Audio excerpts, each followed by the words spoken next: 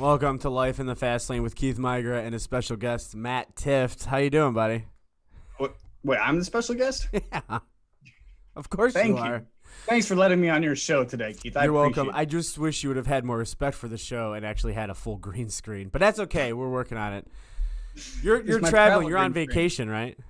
No, I'm actually at a acting conference down here in Orlando, so it's kind of cool. So you're on vacation? No, I'm not on vacation. I've been down in Florida all month, but this is actually the first time I've worked in a little bit. You were at Daytona. You own a car in that race. Yeah, it's working. I had to stress a lot. Right. Now you're acting? When did that start? I'm acting like I would like to be on your show, apparently. You're a dick. All right, we do have a lot of stuff to cover in the one little hour that we're in. Hopefully your green screen stays up. Did you use duct tape, scotch tape? What'd you use to put it up with? Toothpaste, and I dried it with a one of the hair. What do you call it? Hair dryers, blow dryers. Yeah, I got some toothpaste and blow dried it. So we'll see how it works. I hate you. All right, so we're gonna jump into it, right? We're gonna interview Mason Butler here, who fights out of Hooligans Gym, which is where the studio, this studio is at. First guest. What? First ever guest. Dude, I'm doing a segue. Did you have to interrupt me? I always do. I know. So we're going to talk a little bit about his story. He made his MMA debut and kicked some ass. I watched it. I wasn't there, but I watched it. It was pretty awesome. So we'll have a chance to talk with him a little bit. He's going to be a local legend, probably way more famous than Matt could ever be in Cleveland. I hope so. Me too. Because then we can say, remember when he was on our show. Yeah, we could. You're right. So we got to jump in. What topic do you want to hit first? Because it's technically your show. It's not, but it's technically your show. It's our show. It's 50-50. You give a vote and I'll give a vote. What do you want? Let's talk about what are your top 5 movies? Ooh, top 5. Okay, well, that makes sense. We're down here doing some acting stuff. But here's the thing, though. But hold on. We did this Tuesday. We did. Right, and the show hurt really, really bad. Like, it hurt me bad because you're like 10. And you saw your first rated R movie in 2010. 9. I'm sorry. That 365 days makes a difference. There, bud. How old were you in 2010? 9. How old were you in 2009? 12. 13. You were what? 13. 13? Mm-hmm. That's a shame. Okay, we're going to move past this because we don't have the whole hour to do this. I'm still going to make fun of you because you're going to talk about movies that are If you would horrible. like to see Keith just bashing me for an entire show, which is highly entertaining, by the way, just go back and watch this Tuesday's show. It was very fun. I had my feelings hurt a lot, and my ego is much lower today, so I guess I'm just going to... Your feelings hurt? Stoker Ace Kid in the chat said, howdy. What's up? Okay, thank you, dude, for the Chubb jersey. The thing's freaking sweet, so thank you. That Stoker Ace Kid is the one that gave us Yes. He got me a Baker jersey, dude. Dude, I know. He's freaking awesome. And he gave me, like, these coins for, like... Yeah. No, the coins are sweet, aren't they? Do you got some, too? Yeah, I guess it was a year or two ago. I got the coins from him. Yeah, they're awesome. I thought it was just a me thing. Beat you to the punch, bud. Sorry. Okay. Okay. Yeah. All right, so Top 5 movies. I got number 1 all time has to be Forrest Gump. Can you respect that one? Yeah, that's all right. I can respect that one. I have to. Number 2 is Interstellar. Number 3 is Wayne's World. Number 4 is Back to the Future. And number 5 is Space Jam. Where'd you go? Did he freeze already? Oh, we've been on Zoom the whole time and he hasn't even froze. We go live and now he freezes. Look, he's going to have to end up getting on the Zoom call. We're going to have to take a break. Look, he looks like he's posing. If you can, like, see, he's just, like, stuck there. You were gone for, like, 20 minutes, dude. I know. I saw that. Yeah, okay, good. Where'd I lose? Did you get my top 5? No. We left off at top 4. Did you do 5? Oh, okay. Well, last one I think is going to have to be Ted because I can't think of anything else. You were allowed to watch Ted? Are you allowed to watch that now? I moved out by then, okay? Was that your second rated R movie you've ever seen? A top 3, probably. Really? No. When did the first Ted come out? I don't know. Had to be like 2000, like what, 15, 16? Probably 2014. Hey Siri, when did Ted come out? Which one?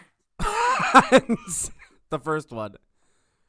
The first one is Ted Lasso on here, which is not it. So no. I don't know. That's not it came out at some point. In the chat says Crystal and Jason say they want a Chubb jersey. Noah McPeak says front row or Live Fast? Live Fast. It's my team now. Well, who's You front can't look row? in the past. What's Yeah, front Live row? Fast. That's so Front Row Motorsports is where I used to race in the Cup Series back in 2019. Okay, so that was the Yeah. So yeah, but now No, love you're front row. you're the proud owner of Live Fast. Who made their NASCAR debut? Or not debut. Was that a debut? Back in the 500, yeah. Yeah. So that was your guys' actual first debut. We're inside 3 NASCAR. races in. We got a month under our belt. We're like freaking veterans over here now. Chris Price just popped in and said, "Hey guys, good to have people in here." Thank you, Chris. Yeah, Chris said that. Trapped in the rabbit hole at hashtag Space Jam. That's our title. That's cute. Well, we'll talk about Space Jam in a second, which I'm assuming is probably one of Keith's top 5 favorite movies of all time. So what are is. yours, Keith? It is. I'd have to say the number one movie would probably have to be like, are we going by genre? Does that matter? No, just all time. So then I have to go with like all of the Freddys in one. Like I love all of the Freddy Really? movies. Those are just perfect. And then I would have to probably go Space Jam be number 2 because I grew up with that. And then Is if it you, like- actually? Yeah, but then you have to go like. But here's the problem: you have to go like. I'm a huge baseball fan, so Field of Dreams is like Oh, that's Field of probably Dreams is my good. number one movie. Do you know what I mean? that's a very good movie. And then I would have to say probably Remember the Titans is up there, number 4. And then, oh, man, this is tough. And then probably Southpaw. I would have to say Oh, something. yeah. You know what I mean? Like I like Rockies. I guess would be in there. Yeah. It's hard to pick. Dude, Southpaw, Jake Gyllenhaal. I mean, I don't know. We can have Mason talk about this later on, but I mean, I thought he did a really good job in that movie. I think Gyllenhaal. But see, have you ever seen Donnie Darko? No. You haven't? Mason's shaking his head. He has. So, I mean, Mason's Okay. seen it. You haven't seen it. Dude, you need to go watch Donnie Darko, and then you won't be able to sleep Okay. for like 4 days because it'll mess with your head so bad. Like, dude, Donnie Darko was like my kryptonite movie. I watched it Really? when I was young, obviously. And then you don't really get the meaning of Donnie Darko until like 4 years after you watch it. Once you watch it 4 years later, you'll understand what they were talking about, and then you'll be like, damn, that was a good movie. So, like, Donnie Darko's up there, too. So you're talking about things that like you learn and then years later that apparently makes sense. Right. I had a crew chief tell me once, and I was probably 17, and they kept on talking about, he and like all the mechanics on my team were talking about how hot Marilyn Monroe was. And I was like, okay, I don't really get it, but whatever. And he goes, there's going to be a day, and on that day, you'll realize that she's hot, and you're going to call me and you will tell me when that day is. So I'm still waiting on the day, but I guess I'm getting older. As soon as you hit puberty, you'll figure out why she was so hot. I know I might be able to grow a beard. You won't. Maybe. We just talked about this off air. All right, how about did. this? Can we get you to start growing a beard from now? Like, let's don't shave for 15 shows. See, here's the problem. Like the little fuzz on the outside of my eyebrow, that's what it looks like. So you can't see anything. And then it just goes to fuzz. So whatever this is will be what that is. So basically it looks like, you see my arm here? Like the little fuzz off of there? Yeah. You see that? That's what it'll look like. So don't get too excited. So what? Can we use like marker? And just You could do draw like the you? color fill-in, like what they do for gray hair. I could do Yeah. that. Okay, Like, so we're gonna have to do I that. could color it. Chris Price says one of his favorite movies was Need for Speed. Okay. I like the first couple, what'd you call it? I didn't know Need for Speed made a movie. Fast and Furious. Are you talking about Fast and Furious there? I didn't know there's a Need for Speed. I don't know. I'm not Chris. Well, No, I was indirectly talking to Chris, Keith. Oh. Yeah. No, I don't know. I guess there was a Need for Speed movie. Was Need for Speed the movie? I don't. Isn't that like? How do you make a car movie anymore with the Fast? What are we at? Fast and Furious 49. Yeah. Oh, they made fun of it though. In the, I don't know if it's the last movie or like the one before, but in the post-credit scene was them doing Fast and Furious, like 48, No Time to Die or something like they did a total Bond thing, and they put like Vin Diesel and Paul Walker, he's alive, and then they're like walking around in canes and stuff. It was hilarious. No, it was him and Ludacris. Yeah, it was those two walking around in canes. It was funny. They should do that. So actually, there is a Need for Speed movie. It came out in 2014 when you were in kindergarten. Yeah. So you probably wouldn't have watched it. I didn't know it came out. I would have watched it actually. Need for Speed 2014 action thriller film, directed by, I want to say, John Gattens. Yeah, John Gattens. Which I mean, it had a big budget actually, $66 million. Box office 203. Wow, that did good. That's a lot, dude. 203.3 million. They tripled down, almost quadrupled Are you gonna act in the next one?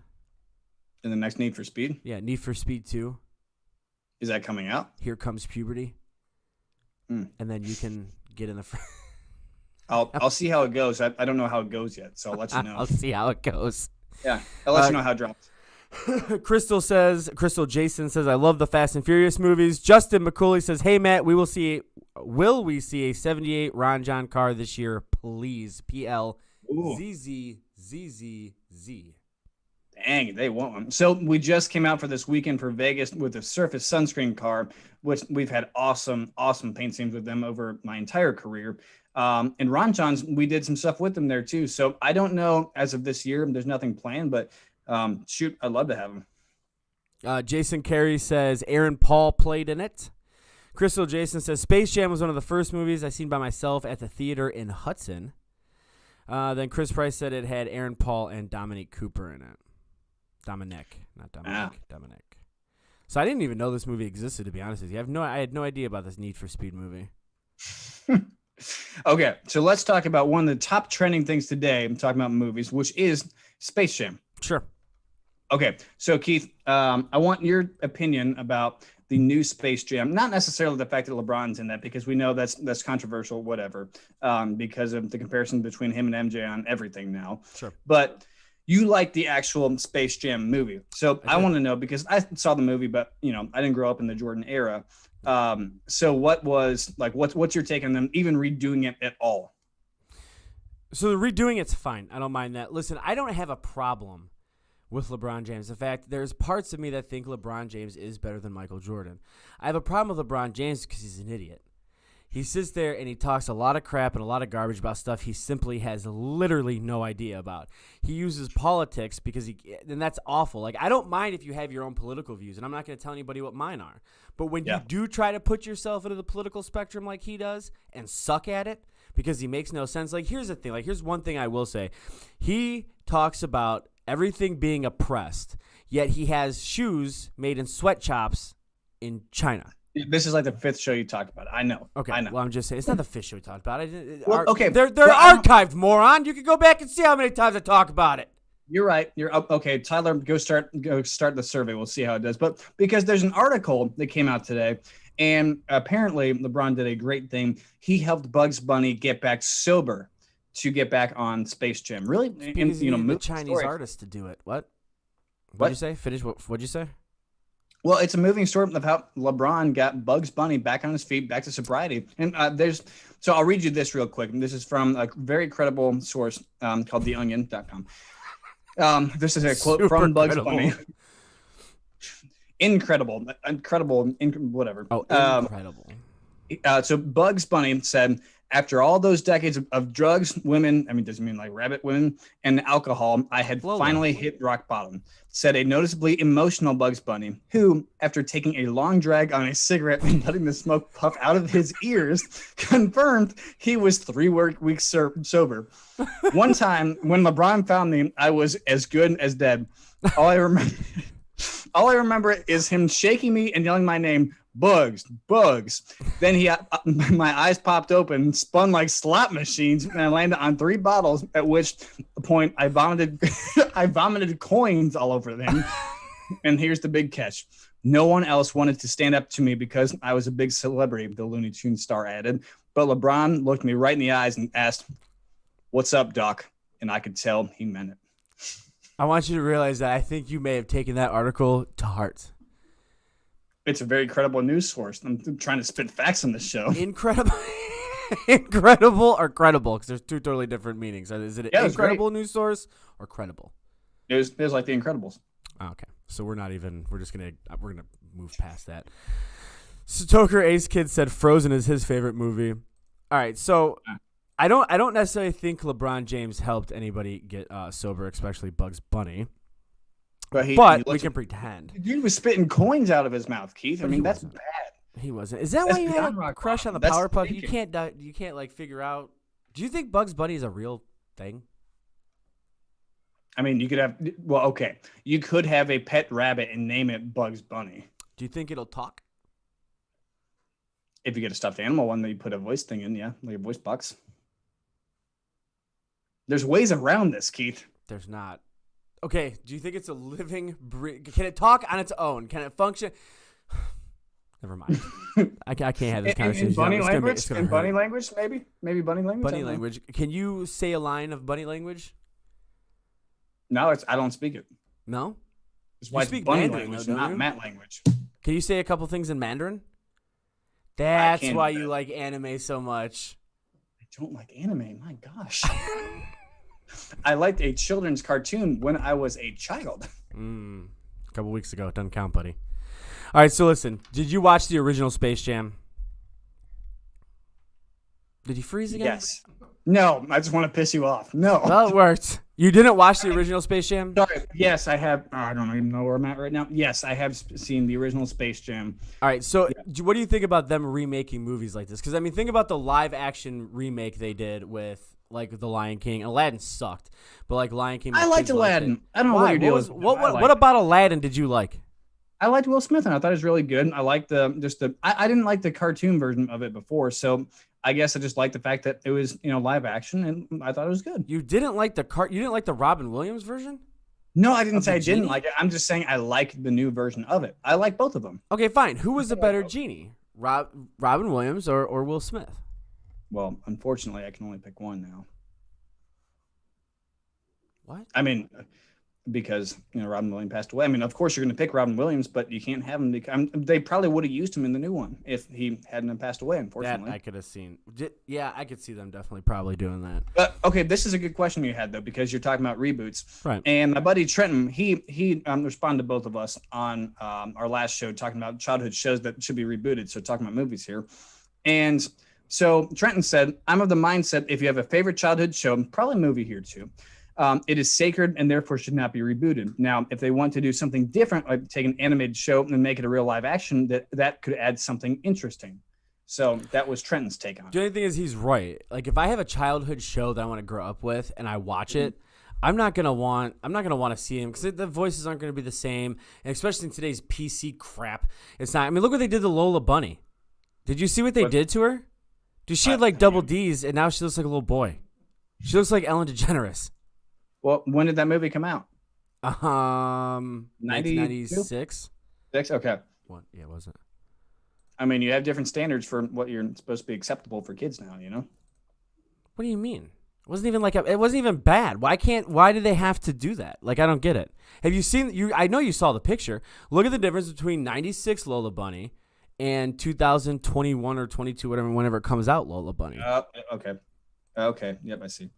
So, all right, there's a TMZ Sports article that our folks here, actually Amanda sent me, and is saying that Space Jam director reworks Lola Bunny from sexualized to strong. So I guess there you go. So she's a strong basketball player. I don't see anything wrong with that. What's wrong with that? Why do you? So like the WNBA, what do they do? Tape their boobs down? Just because I don't get it. Just because you have boobs, you're not allowed to be a strong player? Doesn't make any sense. I don't know. That makes zero sense. That makes absolutely no sense. So the director of Space Jam: New Legacy has reworked Lola Bunny's role for the reboot, claiming he wasn't comfortable with the very sexualized way she came off in the original back in '96. The man behind the film is Malcolm D. Lee, who has worked on flicks like Girls Trip, Undercover Brother, and Night School. He's also Spike Lee's cousin, because we give a crap about Spike Lee, now that he's taken over the reins of this legendary.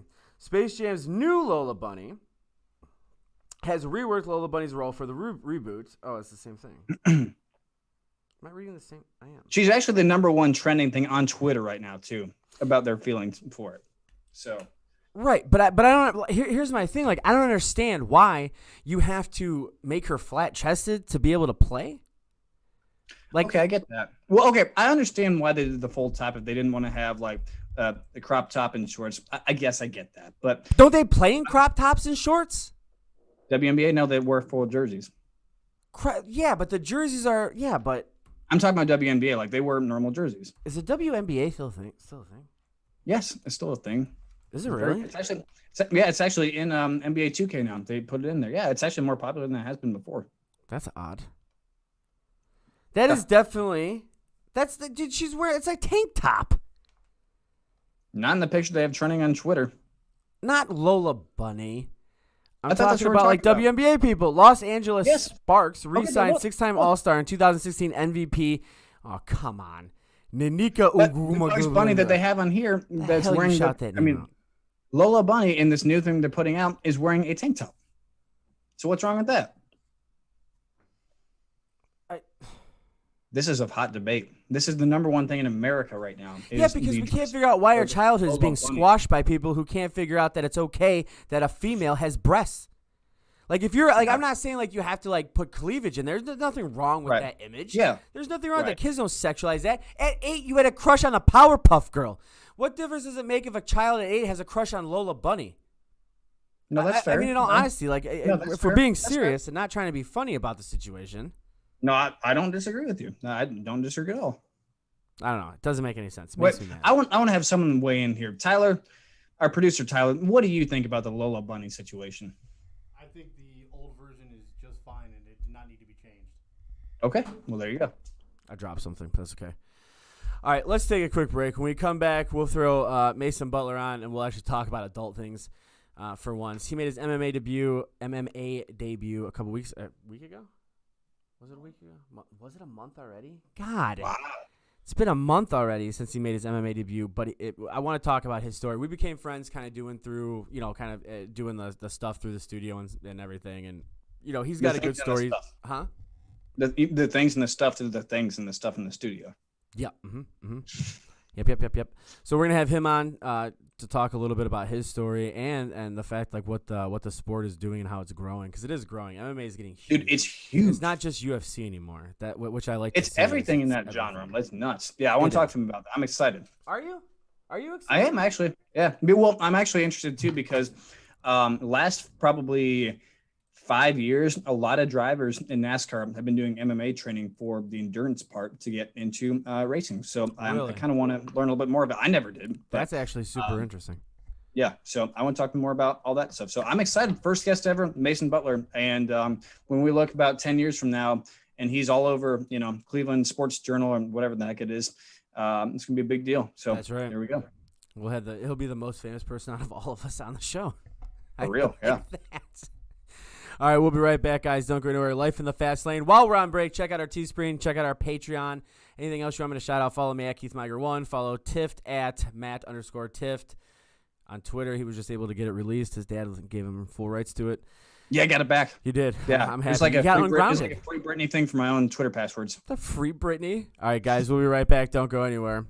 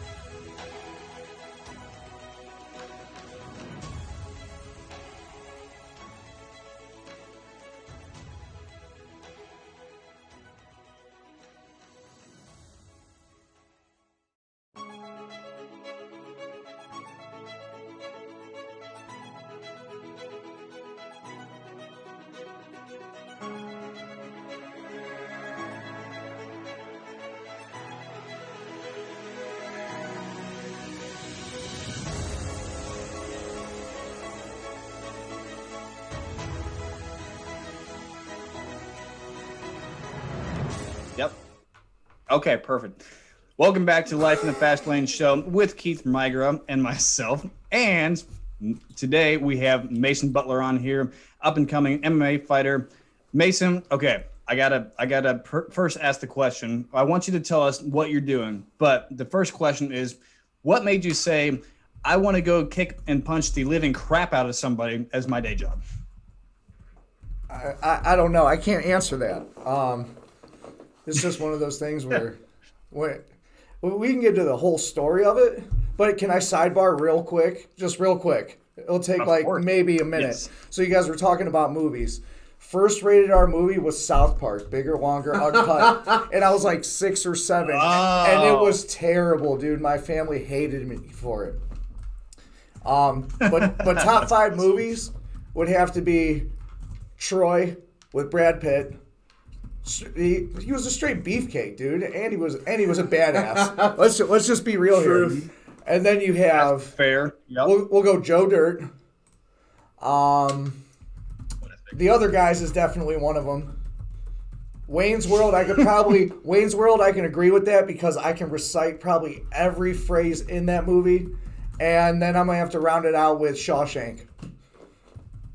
Nice. I do like Shawshank. That's actually that's a good movie. Every time it's on, I gotta watch it. Yeah, it's like for Forrest sure. Gump. What about Pulp Fiction? Shawshank is good. I think I didn't give any Tarantino credit. Like Pulp Fiction was awesome, or like Scarface. We didn't really go back too far. Like he hit Shawshank, which made me like I don't know why it put me in the whole like Pulp Fiction, Reservoir Dogs type mentality.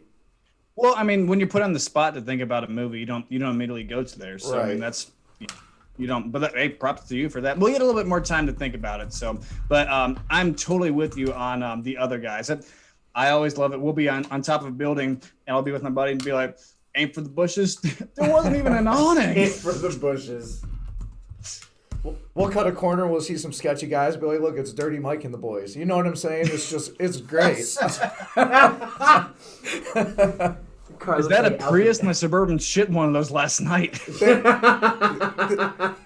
Thanks for the F Shack. That's right. I love Dirty Mike and the boys. Oh my god. Hey, yo, Terry, when is your last desk pop? September 08. So good. Oh my god. So good. Love it. Anyways, I'm done sidebarring. You can continue. I didn't mean to interrupt. No, that's great. All right, so what's your story? So, no, we'll go there. Good question, Matt. When I was young, I was just a misfit. I really, I was in like 14 different schools before I graduated, and I was a decent wrestler, and so I had scholarships. I could have went into like a couple like small colleges, basically on like it was like a half and half scholarship of grades and athletics. And so I knew at that age I would have partied it all away, so I didn't go. I was like 18 and I knew better. I knew I would have just made a fool out of myself going and owed money.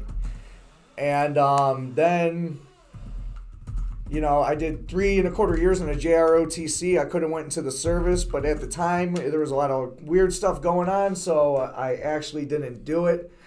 And so I actually got into construction, and what I mean by construction, I was a roofer, and I'd go out and get bombed, and I actually started a like backyard hillbilly MMA fight. Really? So you'd get sloshed, you'd bet, you'd wager, and you'd go out there and just have a good time, and none of it was sanctioned. It was a mess, dude. And, so is this your buddies or the other guys on site with you just afterwards go get hammered? It was almost like a Fight Club ordeal, dude. Like, seriously. Like, this is just what we did out in the sticks. Right. And, right. I partied a lot, and we'll just say that my moderation needed moderation, and I partied on just about everything until I hit about 26 and turned around and got sober, and I'm like, you know what, I want to do this the right way. Nice. That's awesome. No, that's so what made you, I guess, what was the difference between doing the over in the sticks backyard fighting to like, okay, I want to do this for real? Like, what does that step take? Because obviously you're on another level now. I heard you had your fight last month, and Keith said you beat the living crap out of the guy. So what was like the change from, okay, we're just gonna have fun, bet, whatever, and go fight, to like, legit MMA training. Well, people actually know martial arts that you are fighting. You know what I'm saying? It's not like some guys like, I'll fight you. They're like, okay. And you don't care. You know what I'm saying? There was no weight classes. You just fight somebody. But knowing that you are stepping in with somebody that has put time and effort in just like you have to want to basically mar you in some sort of way, it's different. And you're locked in there. You're just not like, I'm done. You put in the work and you have to go in there and perform. And if you don't, you'll get exposed for it. Right. So something interesting off camera that Mason and I were talking about was his, I guess, vice is kind of being, throwing punches, doing that sort of a thing, and fighting. And where my vice was driving a car at 200 miles an hour. You're talking about getting sober, and that's like your outlet of working out and doing all this stuff. For me, it was working out and racing and driving at, football field a second. So I guess talk to me about that, because I think that's something kind of cool, is the mindset, because I've never fought. We talk about the hard racing in NASCAR and the wrecks and spins and all that sort of stuff. And fights, the fights with us, it's a push. Maybe one punch gets thrown before it's a melee of 30 officials and track crews. There's fights, but it's not a real legit fight. Like, there's nothing like you guys do whatsoever. It's just like a bench clearing deal. So I guess talk to me about what that's like to step into the ring. You're about to go. Like, what's your mindset? How are you? I know you probably have a strategy that you don't have to tell us about, like how you're going to fight that guy. But like, where's your mind at? Like, where does that go to? Well, let's talk about what you just talked about for a second. You said we both have our vices. So the first thing that me and you have in common is adrenaline.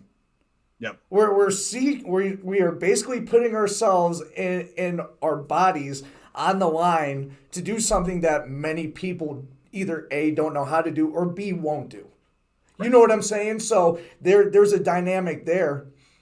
And the best way somebody put it in terms for me, it goes, look, MMA is almost like being really, really, really messed up and feeling alive.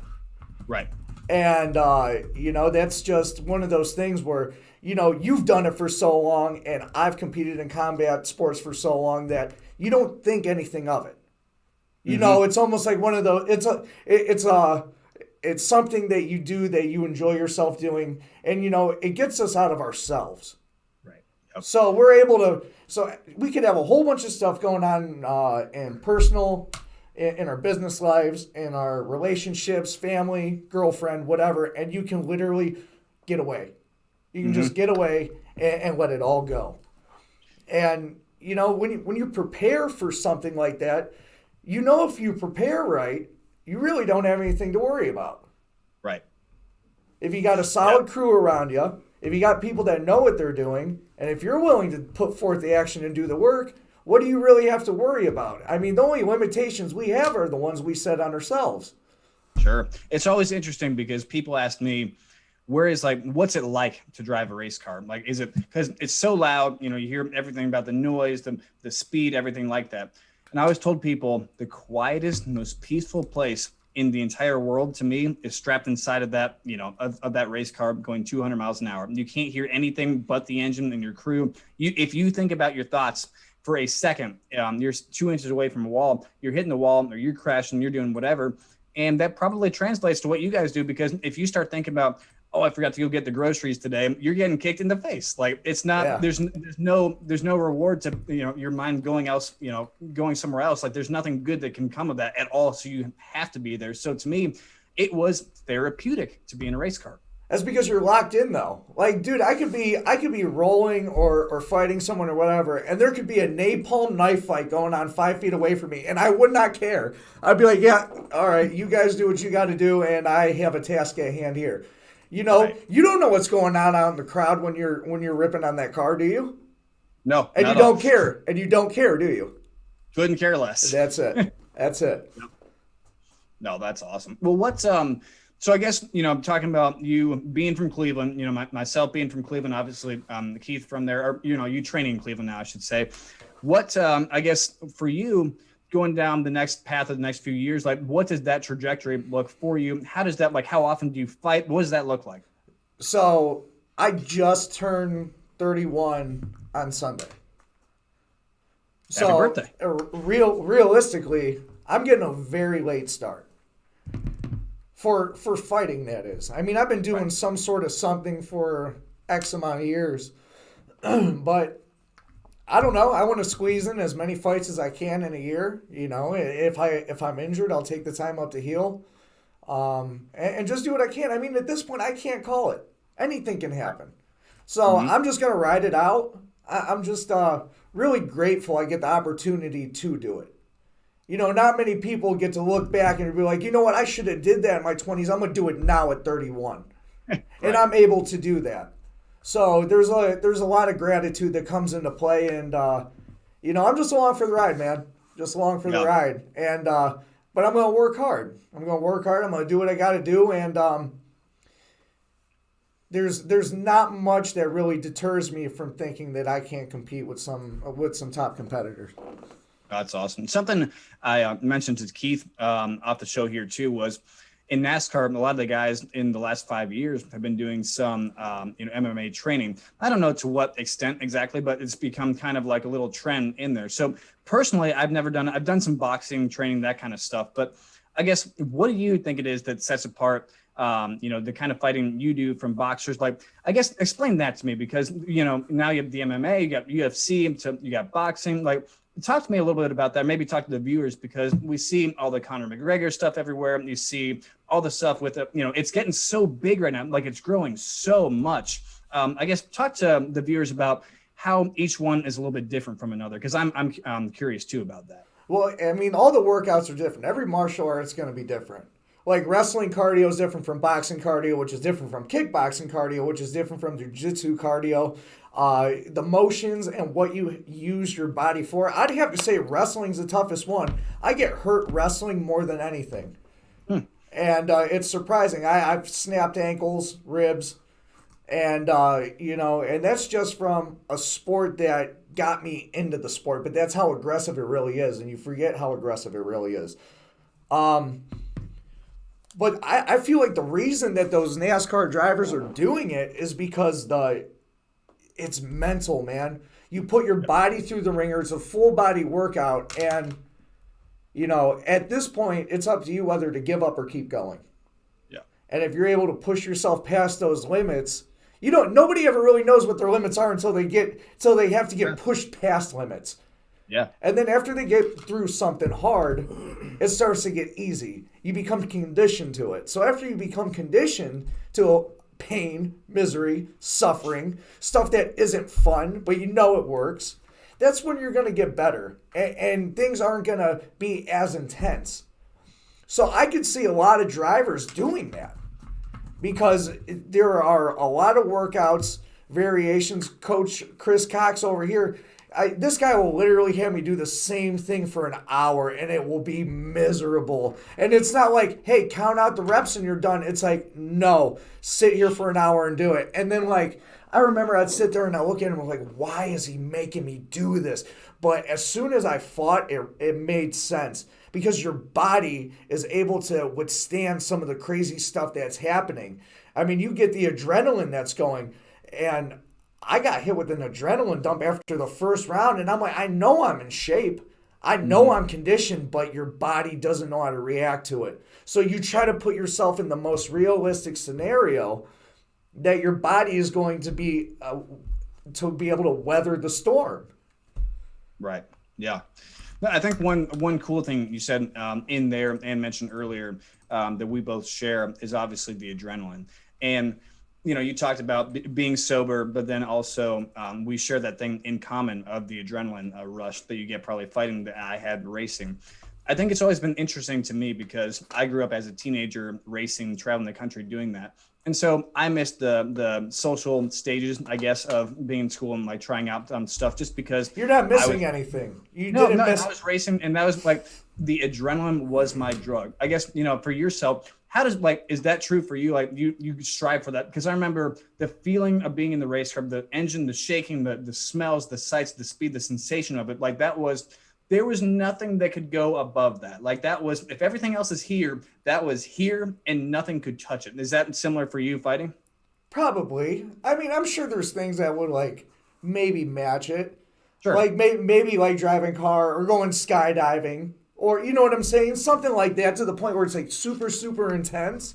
But like when you get done, there's like a sense of peace. Like I will walk out of here and I won't even turn the radio on in my car, and I'll just drive home. Right. And I'll be completely content. I feel that. Yep. I gotcha. Yeah, I totally feel that. It's amazing what the body does after it's been up so high, and it's just like, I'm good. Right. I'm good. Right. I got nothing left for you. I got nothing. Right. It's like you did all right. Yeah. Well, and Keith and I have talked about that with businesses. You know, he's had a few companies over the years between different industries, and growing this race team that I have now, and everything going on, you have so much stress and everything that goes into building something up, the training, the little monotonous stuff in there. You're talking about with the 1 hour session you're doing, then you go to a fight and goes, oh, that makes sense. To me, everything in life is the stressful moments that are building towards something. In the moment, it sucks. But when you get past that, it's like, wow, I can't wait to do that again somehow. Don't know how I'm going to do it yet, but that is like the best, most accomplished feeling you can get to. That's because nobody sees, or a few do, sees the sacrifices that go along with it. They only see the accolades and the achievements and all that, and they see the shiny stuff. Nobody sees the times when you're in the trenches, you're miserable, you don't want to talk to anybody, you're just shot. Like I work 40 hours. Well, I haven't had a day off in almost a month since after my fight. I'm still trying to train, do what I can. Like, mind you, I worked a 40-hour-a-week job on top of training. I was still doing what I could to go coach up at the local high school. And, it's a lot. It's a lot. But, I consider them 24-karat problems, man. I mean, they're good problems, but I just don't want to deal with them some days. But I make myself do it. No, that's awesome. Well, super cool to hear you, on the show and share your story. I want to ask you one last question, though. Why do you think it is that, all the fighting between boxing, MMA, UFC, why do you think that that's getting so much attention and kind of becoming the next, like it used to be, I know we had the booms and stuff of boxing back in the day and everything like that, but obviously MMA, UFC are kind of coming into their own. Why do you think that is? It's hard to say. I mean, I think it's because it's becoming more mainstreamed. Mm-hmm. I mean, NFL, NBA, all hockey, all that stuff has been around, and people have been able to look towards it as entertainment. And now it's becoming so mainstreamed and commercialized that people are like, yeah, this is cool. And then more people want to get into it. But the crazy part is nobody knows how hard it actually is. Right. And so anybody who's willing to compete in any sport at a high level, hats off to them. Hats off to them, because it's not easy. And you get all the trolls on the internet and the critics and all that. And it's like, dude, you really can't say nothing. You really just need to sit back and enjoy it. A lot of people put their bodies and their time and make the sacrifices on the line just for your entertainment. Absolutely. So I really can't. I can't tell you why it is. Maybe just people like to see other people get punched in the face. That very much could be true. All right, well, we do have to take a break here. Anything else you'd like to add before we take off here? No, man. I just want to thank everyone for listening. Thank Chris Cox over at Hooligans. And if you want to find me on Instagram, it is Murda_SG.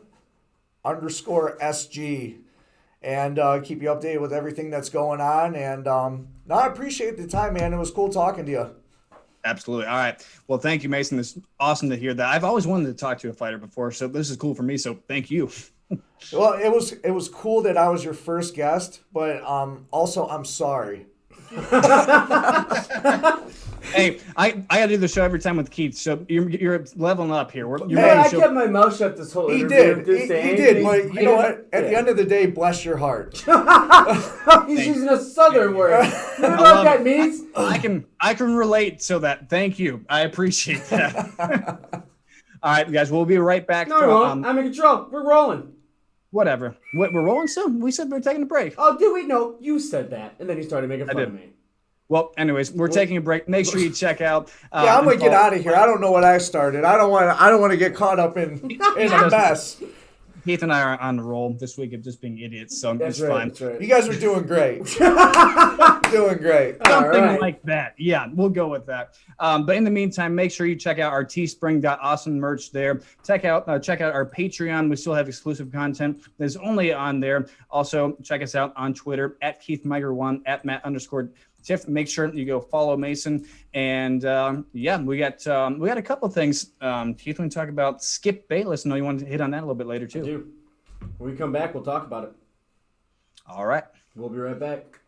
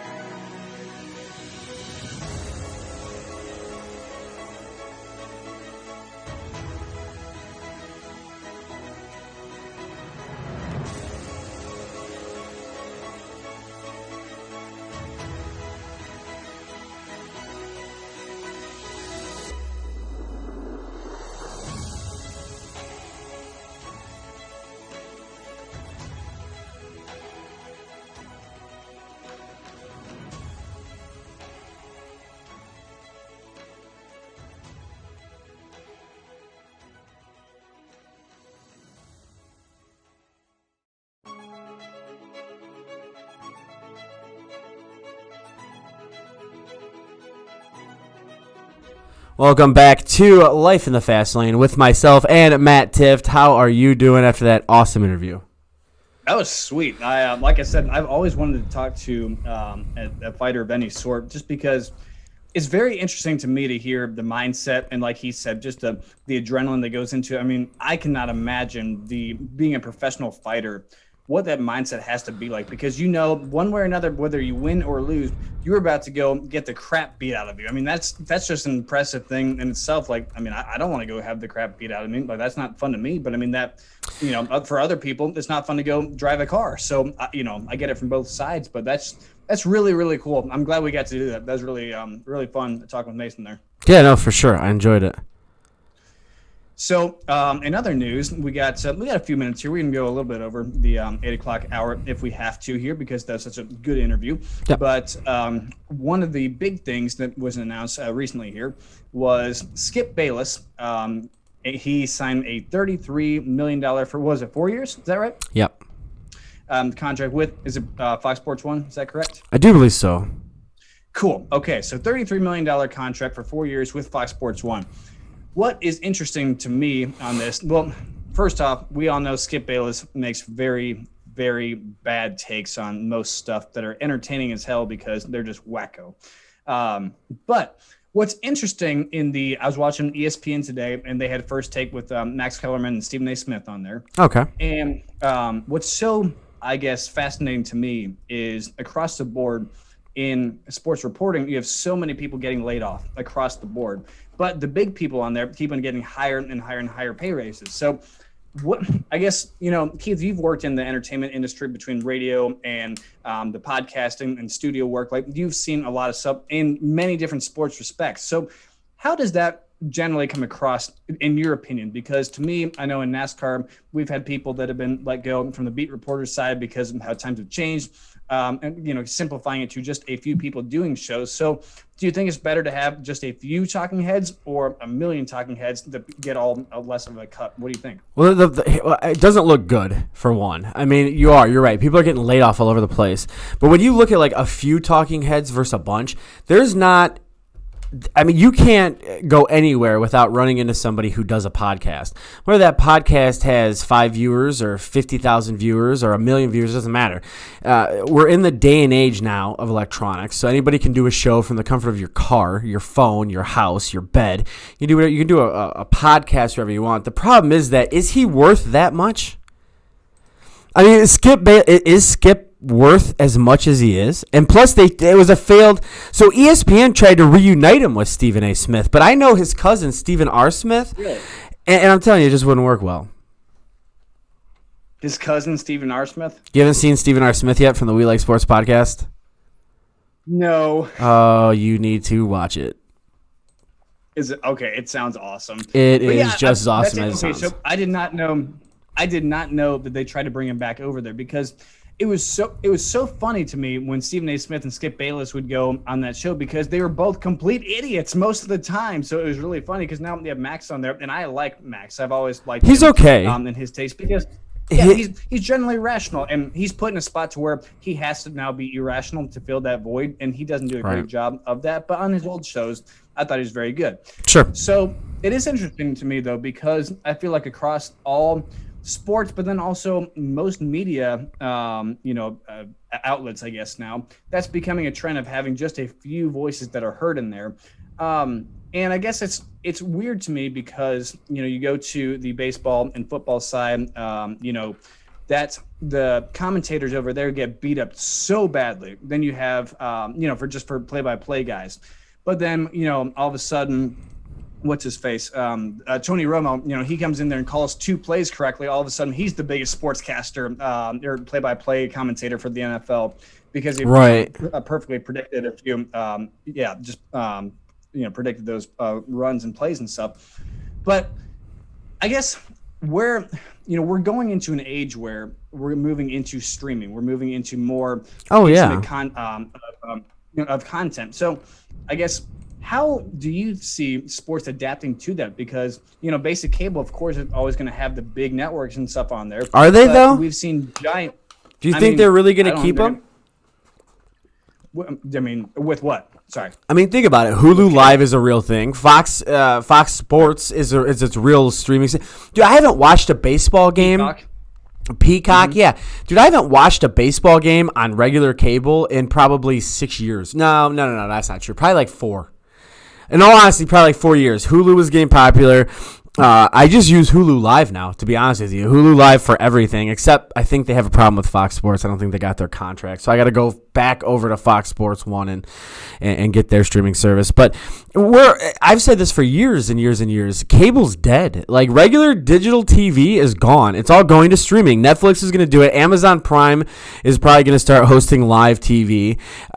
Peacock is a good one. Tubi Television is another one. All of these things that are getting these and think about UFC streams their own events now. Even Facebook had the MLB contracts where you were able to watch baseball games through Facebook. And so oh yeah, dude, I watched a couple games 2 years ago, I think, through Facebook. It wasn't during the Corona season, but it was definitely out there. So we're dealing with a lot. I mean, we're dealing with a lot of different services, a lot of things. I think basic cable's dead. I don't think they're going to keep much sports content. I could be wrong, but I mean, if you look at the trend and the way things are going, basic cable is going to be a thing of the past. No, I don't disagree with that at all. I guess my question is, so now you're moving into this new era of TV, right? Like, we would have never thought 5 years ago that YouTube TV and Hulu TV would be such a big deal.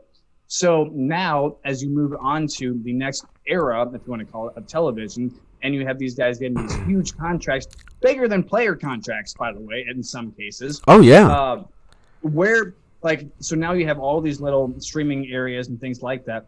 Do you see there being guys that, maybe weren't, that were with Fox Sports 1 or ESPN or whatever that all got laid off? Not Fox Sports 1, because I think they actually kept a lot of people and hired more, but ESPN obviously laid off everybody in there. So, for these guys that worked their whole lives to be sportscasters and things like that, I mean, how do you change to stay alive in the industry? Because obviously how does that get seen? Because one guy gets a giant paycheck and the rest of these guys are going, well, we just got cut. And I don't think that's true for Fox, but ESPN with Stephen A. Smith, I know they paid him big time and let off like half their staff. So I guess it's just interesting to me, the whole deal there. Well, and Tyler made a good point. Are the streaming services is basic cable gonna go away because they'll still need them for the streaming services? I think the answer is yes, because they would just desolute like themselves off of it. Do you know what I mean? They would basically just say, Fox doesn't need to be a thing anymore. We'll move Fox to Hulu or something like that. Like, I just don't think they're gonna have. I don't see basic TV staying alive for the next 10 years. I just don't see that as a thing. If you're talking about what it's gonna happen moving it forward, I think streaming services. I think there's going to be a lot. Like, I think there's going to be a lot of different things that take place that's going to make TV 100% obsolete. Because right now it's like 50% obsolete, I would say. Right? I mean, would you give that a fair assessment? Yeah, no, I do. Well, it's interesting because, I'm here in Orlando right now doing some acting stuff and doing we did a lot of seminars today. Right. And one of the big things they're talking about is, the movie theater was closed. Like, talking about the movies not being open. And myself, I'm a big movie goer. I love going to the movies, like seeing the screen, like different world. That's what I love about it. Right. But something that's interesting now, of course, is they're saying available in theaters and HBO Max, or in theaters and Apple TV. So I wonder, we always look at the success of a movie based off of two things. That's the critics, whether it's the critics or the fan, reviews of the movie, or the box office budget and how it did. So if you don't have the typical box off. Uh-oh. What? Did you freeze? Sorry, hang on. Nope, I thought I knocked out my mic, but I did not. So you have the typical box office numbers on there. So it'll be interesting to see, even from the movie world. Okay, so we made this movie. We had a budget of $100 million, and $100 million came back at the box office because that's a fourth of what it used to be. But now it's on HBO Max, it's on Vudu, it's on this, and this that can get bought. So I wonder how they track that, or if it hurts it or helps it, because you can get access to more people because it's generally cheaper to spend $25 on a movie for the whole family. But you're also spending $25 on a movie for the whole family, not 70 to go see it. So I wonder in that world what it's going to do too, because again, 5 years ago, we would have never thought that it'd be this different by now, but obviously COVID just completely accelerated everything with both industries. Right. No, I'm with you on that one. No, you're 100% right. Like, all right. So if I had to deal with, like, if I had to pick between, like, well, so what's your favorite streaming service? Like let's just go by streaming service carriers. What do you use the most? Okay.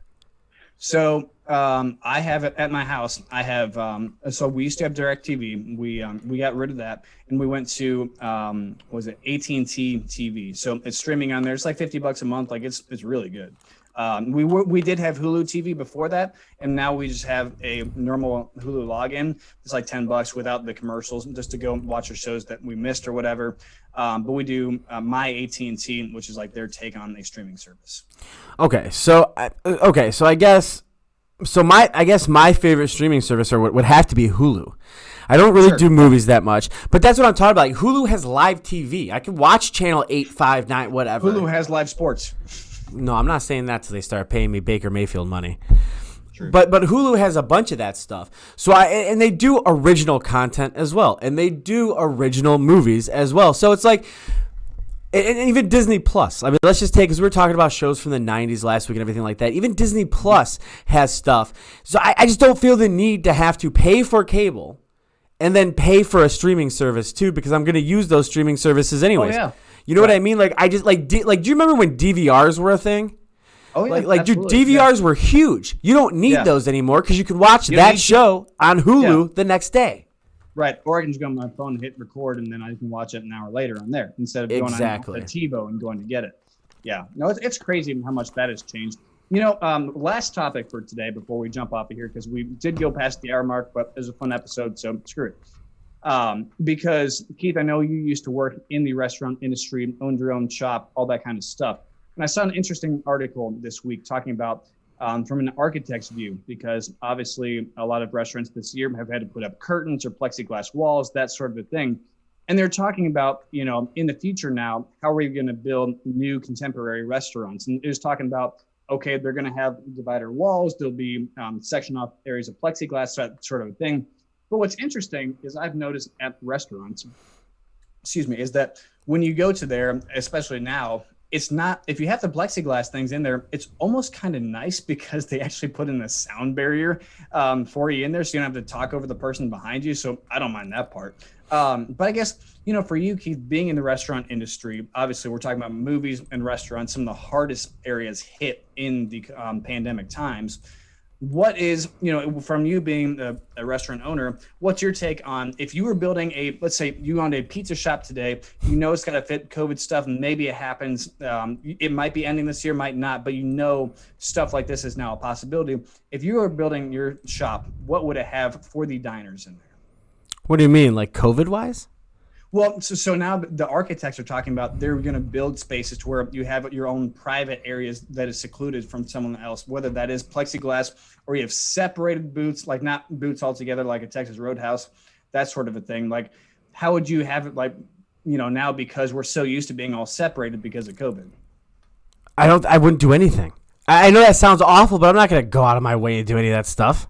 Okay. Yeah. It's going to go, fair. I mean, listen, at some point in time, whether it's 15 years from now or 20 years from now, the American people are going to wake up eventually and go, we can't live like this for the rest of our lives. We're going to treat it like the flu and pneumonia, and they're going to have to move on. I don't want, then I'm going to have to remodel it when people realize they don't want to sit 75 feet apart from somebody because they sneezed. Well, but I'm not saying remodel. I'm saying so if you're building today the restaurant of the future for dining experience, and this goes past it goes past the plexiglass stuff. It's talking about, you know, a lot of people have the QR codes now. You can have these insanely different.